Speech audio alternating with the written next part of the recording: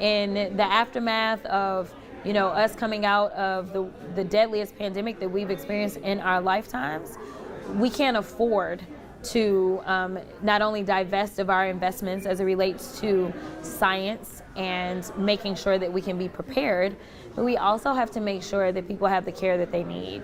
And so it would be that. And so if we start to get into the healthcare aspect, then we've got to revisit the taxing aspect, because what happened is they decided to give so many cuts to the top 1%ers that literally the amount of money they took out of Medicaid and Medicare still is not enough. The $1 trillion is still not enough to pay for all the cuts that they gave to the wealthiest amongst us, because we're going to face a deficit after doing all of that.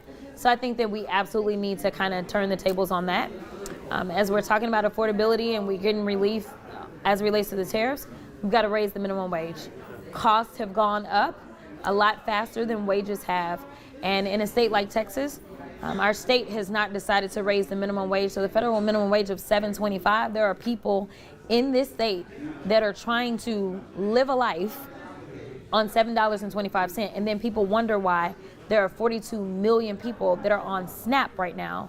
But I think the images were powerful as we had a president that decided that he did not want to lawfully give out money to people that needed it, and instead decided to send $40 billion to Argentina when Americans were hungry in this country.